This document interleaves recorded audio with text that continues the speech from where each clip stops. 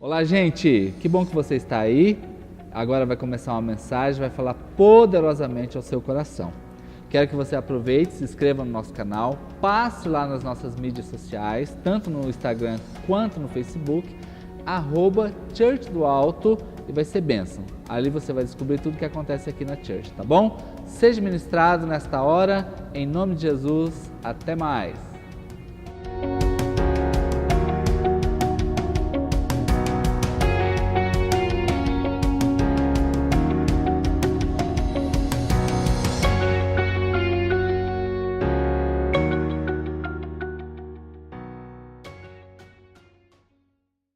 Então vamos lá, 2 Pedro 3, capítulo 10, diz assim: o dia do Senhor, porém, virá como um ladrão. Os céus desaparecerão com um grande estrondo, os elementos serão desfeitos pelo calor, e a terra e tudo que nela há será desnudada. Versículo 11: visto que tudo será assim desfeito, que tipo de pessoas é necessário que vocês sejam? Que tipo de pessoa é necessário que você seja? Nós estamos aqui falando do Apocalipse, nós estamos falando aqui da volta de Cristo. Então vamos lá, vivam então de uma maneira santa e de uma maneira piedosa. Versículo 12: esperando o dia de Deus e apressando a sua vinda. Naquele dia, presta atenção, naquele dia os céus serão desfeitos pelo fogo e os elementos se derreterão pelo calor. Versículo 13: todavia, de acordo com as suas promessas, esperamos novos céus e nova terra, onde habita a justiça. Então aqui nós começamos hoje, esse momento falando à igreja. É um texto que hoje a gente ouve muitas poucas palavras, muito pouco sermão sobre a vinda de Cristo, A gente ouve muito pouco isso aí, muito pouco ensino sobre isso. Mas nesse ensino há um pequeno resumo: um dia Jesus virá. Primeira parte. Segunda parte: esteja sempre pronto e preparado. Terceira parte: os céus, haverá uma nova morada, haverá um novo céu, haverá uma nova terra, e nessa terra habita a justiça. Agora nós continuamos para um novo texto do Novo Testamento ainda, Mateus capítulo 24, a partir do versículo 30 até o versículo 35. Então Mateus 24, olha só, versículo 30. Então aparecerá no céu. Aqui nós estamos no mesmo evento, gente. Estamos falando da mesma coisa. Livro de Pedro, falando como que será. Agora aqui é Jesus, continua aqui. Então aparecerá no céu o sinal do Filho do Homem, e todas as nações da terra se lamentarão e verão o Filho do Homem vindo nas nuvens do céu com poder e grande glória. Versículo 31. E ele enviará os seus anjos com grande som de trombeta, e estes se reunirão os seus eleitos dos quatro cantos do vento, de uma a outra extremidade dos céus. Aprendam a lição da figueira. Aprendam uma lição. Agora entra uma ilustração. Quando os seus ramos se renovam e as suas folhas começam a brotar, vocês sabem que o verão está muito próximo. Versículo 33. Assim também, quando virem todas estas coisas, saibam que ele está próximo, está às portas. Versículo 34. Eu lhes asseguro, olha só, presta atenção, eu lhes asseguro que não passará esta geração até que estas coisas aconteçam. Versículo 35. Os céus e a terra passarão. Olha só, os céus e a terra passarão, mas, olha para a pessoa que está ao seu lado assim, tem um mas, Gente, aqui é uma somatória, esse mas aqui não é o contraditório, agora está somando. Mas as minhas palavras, elas vão passar, é isso? As minhas palavras, elas vão talvez ficar por aí, é isso? As minhas palavras vão deixar de existir, É isso, igreja? As minhas palavras jamais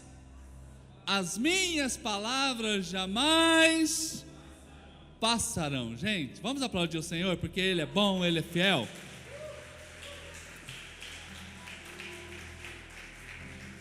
Presta atenção, amados, isso aqui é muito gostoso da gente aprender. Há muita gente que tem muita unção, mas tem pouca palavra. Tenho visto isso aí. Tem muita gente que tem unção, sabia?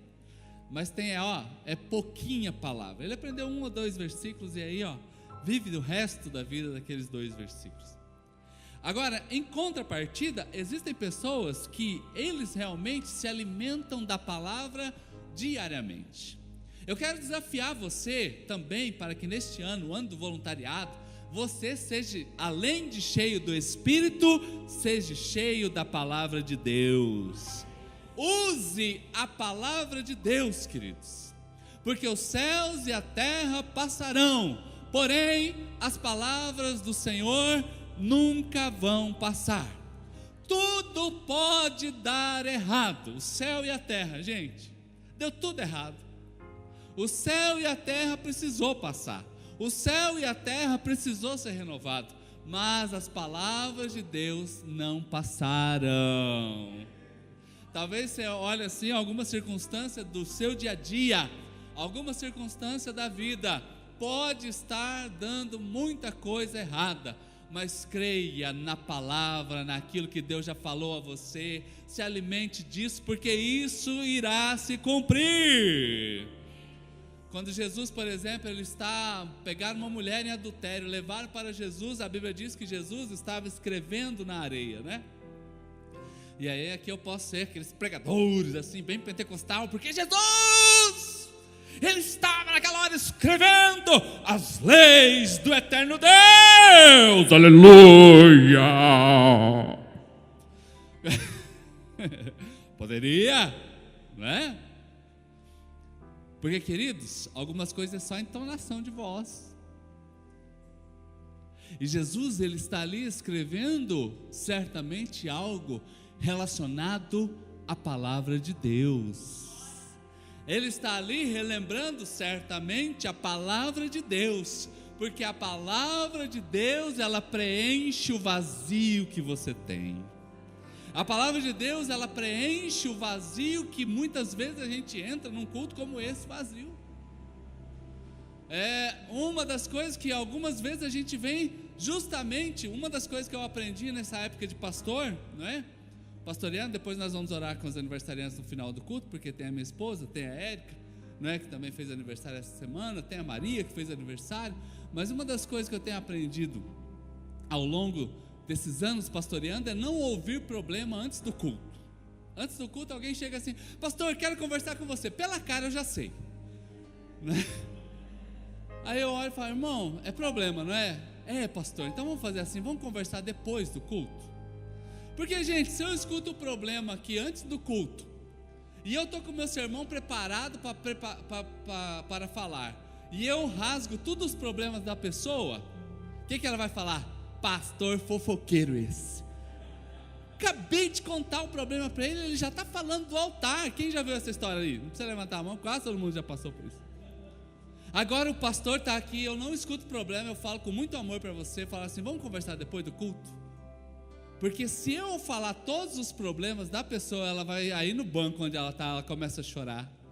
Sabe por quê? Porque agora não é eu contando o problema dela, agora é Deus falando ao coração dela. Aí essa mesma pessoa que vem tentando conversar comigo antes do culto, no final do culto, vamos conversar lá, pastor, não precisa mais, porque Deus já falou comigo. Gente, é palavra. Ame a palavra, porque os céus e a terra passam, mas as palavras nunca vão passar. Glória a Deus. Gente, e é isso aqui que nós estamos aprendendo aqui neste altar. Sempre é palavra de Deus. Quando eu passo em algum lugar, eu estou sempre em intercessão, sempre orando por alguém. Esses dias mesmo estava com a Denise, daí passou um rapazinho de moto, ele, a esposa e mais uma criança no meio dos dois, e sem capacete ainda. Gente, o que eu fiz? Garrei na oração. Falei, meu Jesus, faz uma obra na vida dessa pessoa, Pai, prospera ela. Um dia, estava ali na rua Maracaju, eu me lembro disso muito, muito forte na minha mente, que eu estava lá, fui numa loja que tem ali próximo, de repente eu vi, do outro lado da rua, um senhorzinho correndo, né? Uma pessoa bem de idade correndo, e ela estava correndo, né? E de repente era atrás de um busão. Gente, o busão parece que fez de propósito o motorista. Na hora que ele chegou perto, o ônibus foi embora. Nossa, me deu duas raivas. Duas, a primeira do motorista. Falei, meu Deus, por que não esperou? Jesus, tem misericórdia, coloca bons motoristas nessa terra. E a segunda raiva foi do velho. Foi miserável, trabalhou a vida inteira, por que não conseguiu juntar dinheiro para comprar pelo menos um carrinho para ele? Deu duas raivas. Eu orei por ele, falei, Jesus, agora eu sei, já está velhinho, mas o Senhor pode fazer um milagre ainda, gente. Então ando por aí, a gente anda em espírito de oração, intercessão, porque a intercessão ela muda as realidades. Todas as vezes que você se deparar com uma necessidade, ore. Presta atenção nisso aqui, todas as vezes que houver uma necessidade que você está envolvido, ore, porque Deus vai fazer um milagre nessa necessidade. Deus vai operar um milagre. Deus, o texto que o Rafael leu aqui, olhai as aves do céu, elas não plantam, não colhem, ainda assim mesmo, nenhuma delas falta nada. Então, mediante a necessidade, mediante alguma necessidade, não tenha vergonha de orar e pedir a Deus, porque Deus é fiel para fazer o milagre na tua vida. E se você crer nisso, aplauda ao Senhor Jesus bem alto.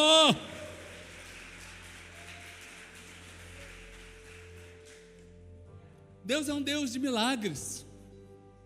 Aí eu comecei a apontar que Deus teve algumas perdas. Não perdas, porque Deus nunca perde. Não perdas numéricas, tipo Deus tinha 9, veio o diabo e roubou 7, Deus só tem 2. Não é dessa perca. É um outro tipo de perda, onde, por exemplo, Deus estabeleceu o homem no jardim. Gênesis capítulo de número 3, versículo 24, é a primeira perda de Deus. Gênesis 3, 24, depois de expulsar o homem é a primeira perda de Deus, é um casal chamado Adão e Eva, que desobedecem a Deus. E agora, gente, olha só, Deus coloca a leste do jardim do Éden querubins e uma espada flamejante que se movia, guardando o caminho para a árvore da vida. Então, você que não é muito familiarizado com o texto bíblico algumas vezes, ou lê essas coisas e não consegue compreender, nesse momento, o homem foi expulso e o jardim do Éden, ele se torna agora como aqueles filmes do Indiana Jones mesmo, aquele lugar perdido, aquele lugar a ser alcançado, aquele lugar que todo mundo quer encontrar. Agora, os nossos olhos estão fechados para esta realidade. A gente não consegue mais ver, a gente não consegue mais entrar. Há um anjo que guarda este lugar. Quando a gente vê a árvore da vida, a gente vê que a árvore da vida está lá no livro de Apocalipse. Depois você lê, né? O último capítulo da Bíblia vai falar de uma árvore. Então, começa com árvore a humanidade e termina com árvore também na jogada. Então agora, amados, a primeira perda é uma perda de uma família. Quando nós continuamos nos textos bíblicos, por exemplo, Gênesis capítulo 6, do versículo 5 ao 6, Gênesis capítulo 6, olha só, o Senhor viu, olha só a segunda perda de Deus, o Senhor viu que a perversidade do homem tinha aumentado na terra, e que todas as inclinações dos pensamentos do coração era sempre e somente para o mal. Uau, será que está meio diferente hoje em dia? Será que está um pouquinho diferente? Versículo 6, então Deus se arrependeu. Você já se arrependeu de alguma coisa? Quem aqui já se arrependeu de alguma coisa? Sim, fala a verdade, quem já se arrependeu de alguma coisa? Comprou, por exemplo, eu me lembro uma vez que eu fui no shopping comprar uma blusa, estava meio frio, e a menina lá, gente, eu não sei, naquele dia ela estava assim, feiticeira, aquela vendedora. Gente, ela me vendeu um casaco que eu nunca tive coragem de usar. Eu passava frio, mas não usava aquele miserável. Parecia coisa do Conde Drácula. Era verde, eu lembro até hoje. Essas coisas você não esquece mais. E ele tinha uma gola assim enorme, preta. Então era assim, ó.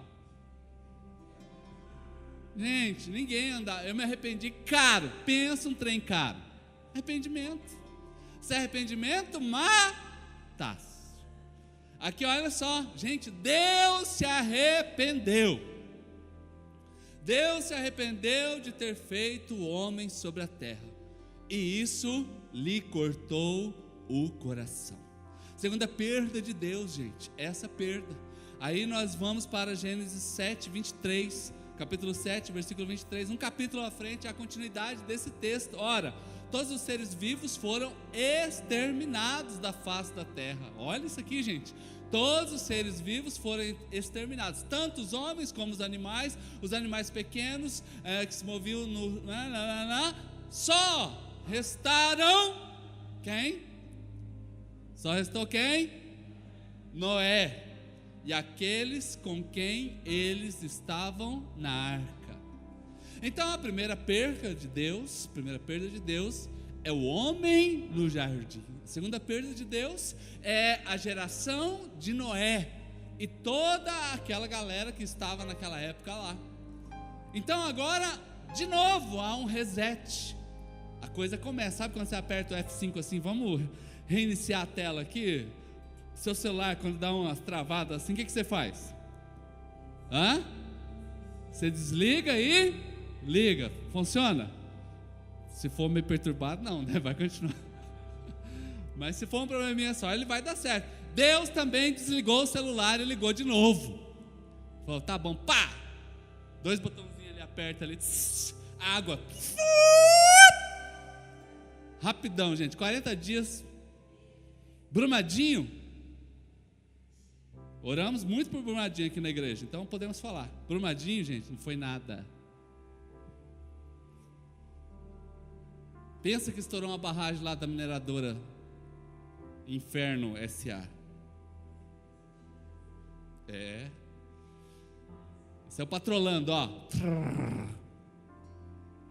Aí nós continuamos, por exemplo, quando nós vamos para Números, capítulo 32, versículo 10 a 12. Números, livro de Números, capítulo 32, terceira perda de Deus.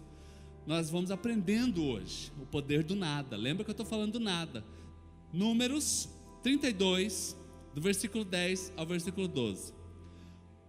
A ira do Senhor se acendeu naquele dia, e ele fez este juramento: como não me seguiram de coração íntegro, nenhum dos homens de 20 anos para cima que saíram do Egito verá a terra que eu prometi sobre juramento a Abraão, a Isaque e a Jacó. Olha só, terceira perda, nós estamos agora, povo saindo do Egito, aproximadamente 3 milhões, quantas pessoas, gente?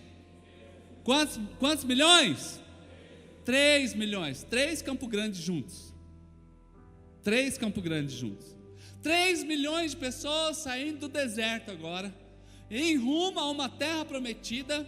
Como todo mundo aqui tem uma promessa de Deus, acho que deve estar abaixo do microfone, todo mundo aqui tem uma promessa de Deus. Então agora nós estamos numa caminhada, numa jornada. E agora olha só, nenhum dos homens de 20 anos para cima que saíram do Egito verá a terra que eu prometi sobre juramento a Abraão, Isaque e Jacó. Versículo 12, com exceção. Diga assim comigo, sempre tem uma exceção. Agora dá aquele ufa. Vamos lá, 1, 2, 3. Mas dá aquela aliviada mesmo. 1, 2, 3. Ufa, gente, agora tem uma exceção. Talvez hoje você é essa exceção. Você é exceção. Com exceção de Caleb, filho de Jefoné, o quizoneu, e Josué, o filho de Num, exceto 2 famílias que seguiram ao Senhor com integridade no seu coração. Queridos, presta atenção, Deus sempre pode abençoar alguém, apesar de qualquer erro que alguém tenha cometido perto dele. Saia daqui hoje com uma convicção dentro do seu coração. A Bíblia diz que a casa estando limpa, por exemplo, essa pessoa que o Rafael foi visitar, de repente é essa pessoa. Viveu dentro da igreja, cresceu na igreja, mas um dia se afastou. A Bíblia diz que quando a casa está limpa e o diabo encontra esta casa limpa, ele volta com mais 7 para fazer morada naquele ser. Gente, uma das coisas que eu tenho aprendido, se o diabo consegue voltar com mais 7 capirotos, Deus é sempre mais benevolente. Deus pode fazer sempre mais. Deus pode mandar quanta unção for necessária, quantos anjos para acompanharem e preencher esta pessoa tantas vezes mais.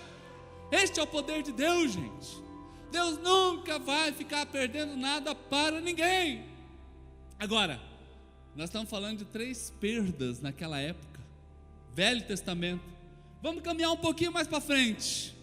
Aí nós chegamos no Novo Testamento, encontramos um dos textos lindos da Bíblia, que é Lucas capítulo 15, e começa com outras 3 perdas. A primeira é a dracma perdida, a ovelha perdida, aliás. Alguém tinha no campo 100 ovelhas, mas uma se perdeu.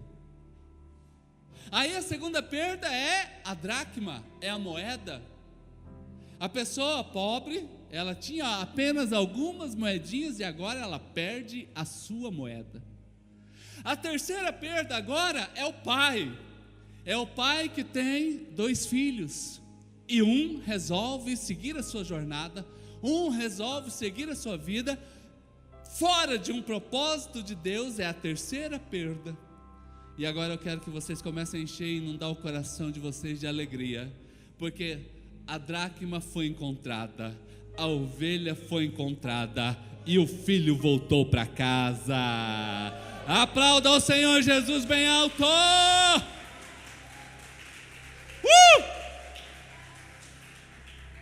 Quando a gente vai no mercado, gente, a gente encontra um pessoalzinho de uniforme. Normalmente eles estão com as caixas. Aí você vai pegar, por exemplo, um produto, um sabão em pó, mas aquele produto está quase acabando, mas tem alguém ali que está, o que ela está fazendo? Vamos lá, é isso aí mesmo, 1, 2, 3, bem alto. O que a pessoa está fazendo? Deus ama repor as coisas na nossa vida. Pensa um Deus com uniforme de repositor, crachá. Vou entrar hoje aí na indústria. Aí tem aquela empilhadeira que vai lá, pega lá em cima, gente, eu tenho medo daquilo. Vai lá em cima, pega lá. Hoje eu tenho saúde. Aquela empilhadeira vai, pega lá aquelas caixas de saúde, começa a colocar lá na tua casa. Amém? Tá faltando leite assim, ó. Vem aquela empilhadeira assim, começa a pegar aquele negócio lá em cima e leva lá na tua casa. Tá faltando paz do casamento, aí Deus começa a colocar uns cursos na igreja, né? Aí a empilhadeira começa a descer assim, ó, e começa a mudar a sua vida. Ah, querido, Deus ama repor as coisas. Saia daqui hoje com uma tranquilidade no teu coração, não importa o que você já passou de decepção, Deus ama repor a alegria, porque o choro pode durar uma noite, mas a alegria sempre vem pela manhã. Aplauda o Cordeiro Santo de Deus. Esse bichinho aqui tem um modo chamado modo avião. Quem já viu já? Modo avião. Esse dia eu fui pesquisar o que é um modo avião.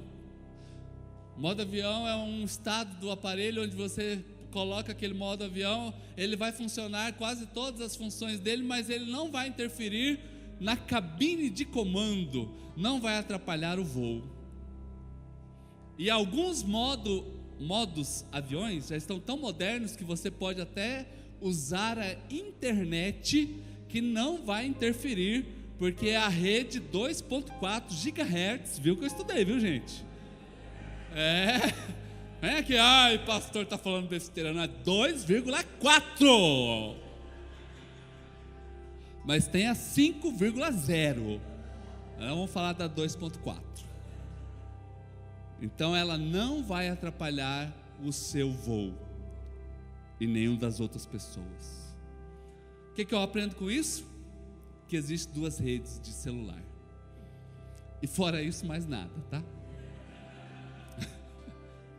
Mas aí eu coloco uma aplicação que a gente precisa ligar o modo fé.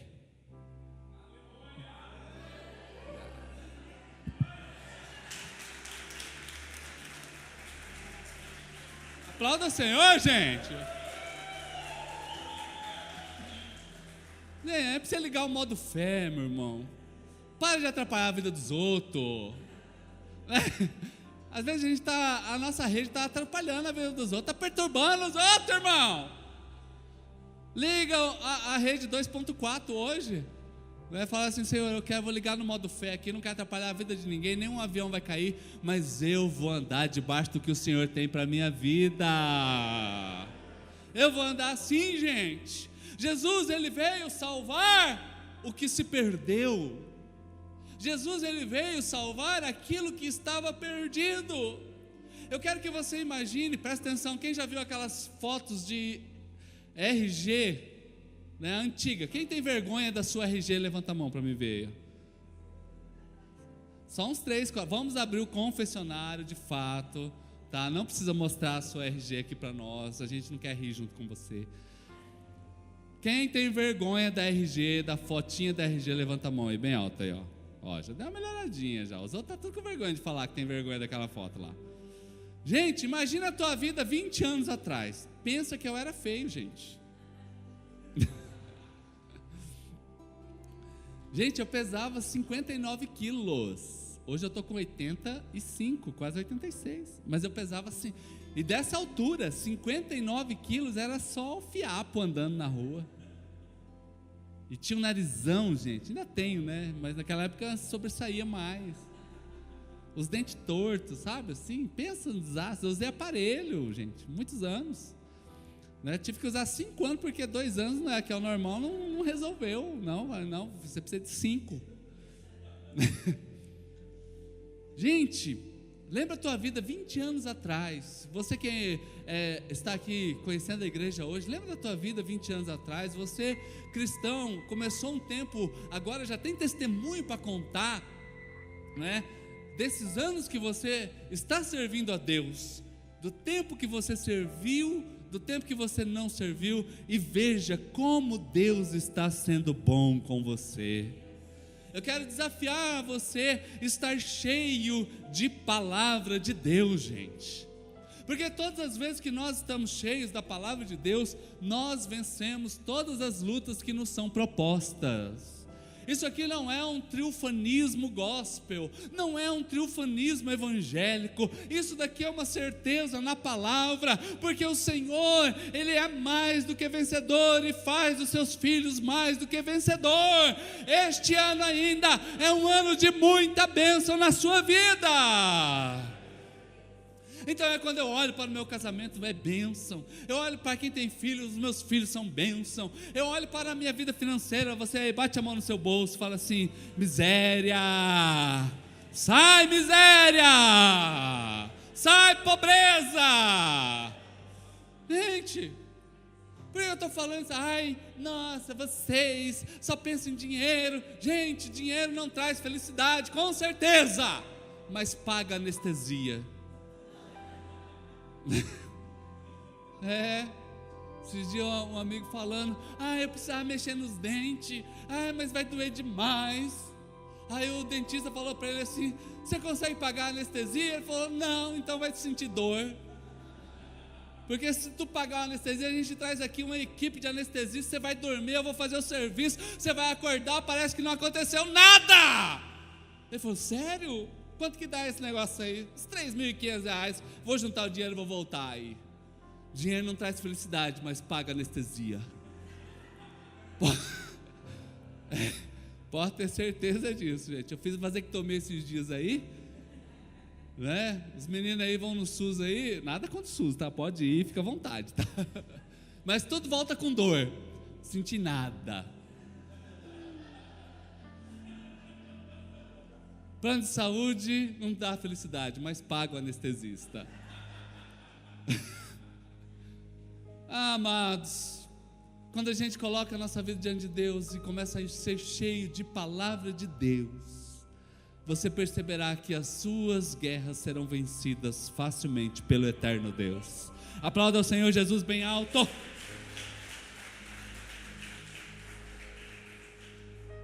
Agora, muitas vezes nós entramos no nada, primeiramente, porque nós nascemos no nada. Vou pedir para a Ciele colocar o texto de Juízes capítulo 6, a partir do versículo 15, nós vamos ler até o versículo 18. Nós vamos encontrar a história de Gideão. Juízes capítulo 6, versículo 15. Ah, Senhor, respondeu Gideão. Olha só, gente, volta o versículo 14 para o pessoal entender o contexto para nós, não é?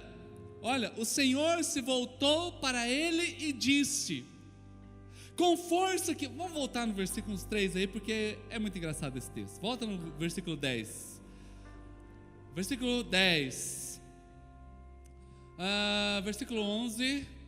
Versículo 11. Então o anjo do Senhor veio e sentou-se à grande árvore de Orfa, que pertencia a Abiesrita Joás. Gideão, filho de Joás, estava malhando trigo num tanque de prensar uvas. Presta atenção, gente!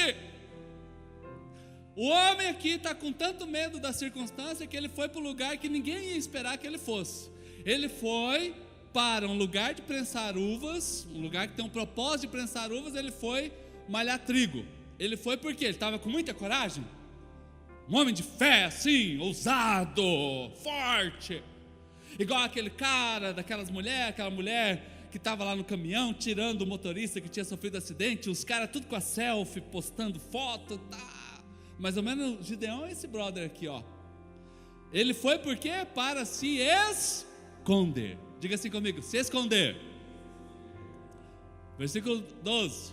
Então o anjo do Senhor apareceu e disse: o Senhor está com você, poderoso guerreiro.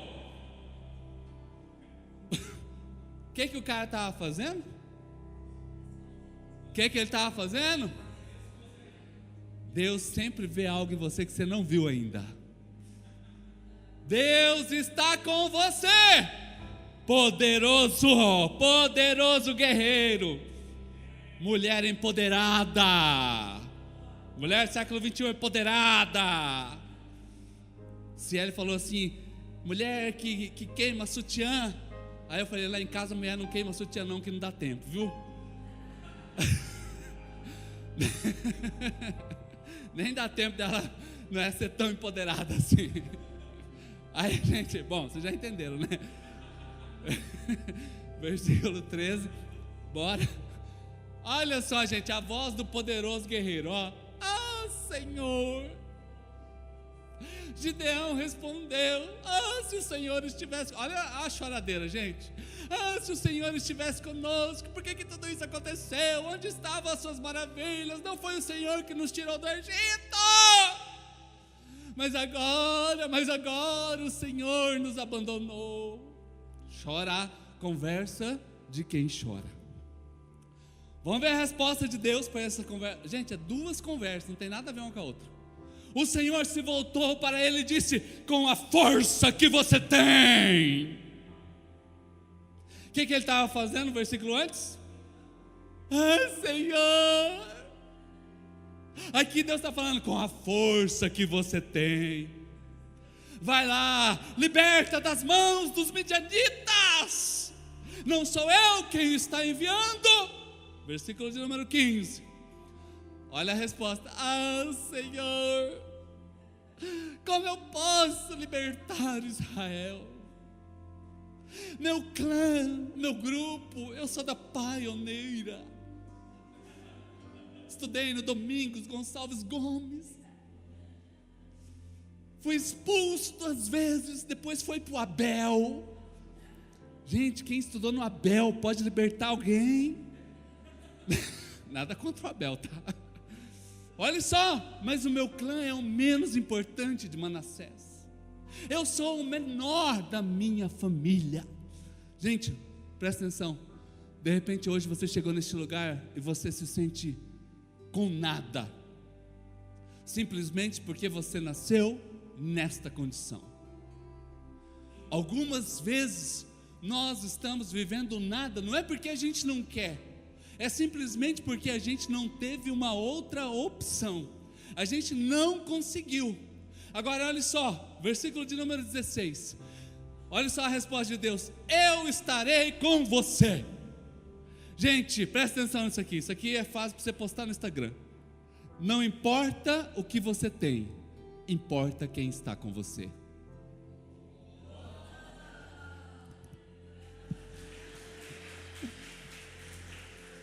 Gente, não importa o que você tem, não importa se é bonito, se é feio, se é alto, se é baixo, se está meio fora do peso, se está a menos do peso, importa quem está com você. Eu estarei com você, eu estou com você, eu quero andar com você, eu estou com você. Gente, deixe que o quem se encarregue do o quê. Deixe que Deus faça as coisas na sua vida. Eu não sei com quem, e sim com quem. Eu não sei com o que, e sim com quem. É isso. Muitas vezes nós não temos nada, porque nós nascemos assim. Agora, existe o nada, presta atenção, que é o nada do voluntariado. É um nada onde a pessoa vai para ficar sem nada. E aí nós vamos para a história de Abraão, onde Abraão, por exemplo, quando a gente vai para Lucas capítulo 9, versículo 3, Deus diz aos discípulos: olha, eu quero que vocês andem por todos os vilarejos, mas não levem nada. Mas o texto que eu quero ler para vocês é Gênesis 22, né? Gênesis 22, 14 a 17, onde a gente vai encontrar a história de Abraão. É alguém que entrou no nada por vontade própria. É alguém que foi ao nada porque naquele momento era importante. Gênesis capítulo de número 22, Gênesis 22, do versículo 14 a 17. Abraão deu àquele lugar o nome de o Senhor proverá. Por isso até hoje se diz: no monte do Senhor se proverá. Aí vai o versículo de número 15: pela segunda vez o anjo do Senhor chamou do céu a Abraão, versículo 16, e disse: juro por mim mesmo, declara o Senhor, que por ter feito o que fez, não me negando o seu filho, o seu único filho, versículo 17, esteja certo de que eu o abençoarei. Presta atenção, gente. Deus deu uma promessa a Abraão que ele teria um filho. Quando esse menino está grande, Deus diz assim: agora eu quero que você vá ao monte. Era um teste de Deus. Eu quero que você sacrifique o seu filho. Eu quero que você fique sem nada. Neste momento, este homem, ele vai para o nada, para ficar sem nada, voluntariamente. E quando ele está ali para sacrificar o seu filho, Deus, versículo 16, disse: basta, chega, né? Se puder colocar o versículo 16.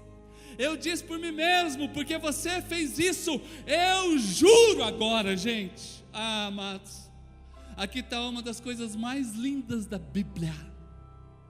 Talvez aqui é um dos textos mais românticos da Bíblia. Um dia eu jurei para Denise, ela jurou para mim. Esse dia eu estava num juramento aí, eu tive até que parar e dar risada. Não é porque foi muita coisa que jurou naquele dia. Eu juro que eu vou estar com você todos os dias. Quando você for para aquele campinho, eu estarei ao seu lado vendo você jogar futebol. Eu olhei e falei: meu Jesus, mentiu agora, mentiu duro. Vai uma vez, duas, três, nas quatro, já não vai mais. Não é verdade? Gente, aqui Deus está jurando. Aqui Deus está jurando. E Ele está jurando o quê? Juro por mim. Mas juro o quê? Aí entra o versículo 17. Olha só, gente, esteja certo, eu estou jurando a você, estou jurando ao Rafael, estou jurando ao Harrison, estou jurando a Andressa, estou jurando ao Jafé, estou jurando ao Ednei, estou jurando ao pastor Marcos, estou jurando que eu o abençoarei, farei seus descendentes tão numerosos como as estrelas do céu e como as areias da praia do mar. Sua descendência conquistará as cidades dos que lhe forem inimigo. Gente, é uma declaração de amor. Saia daqui hoje com uma declaração de amor de Deus para a tua vida.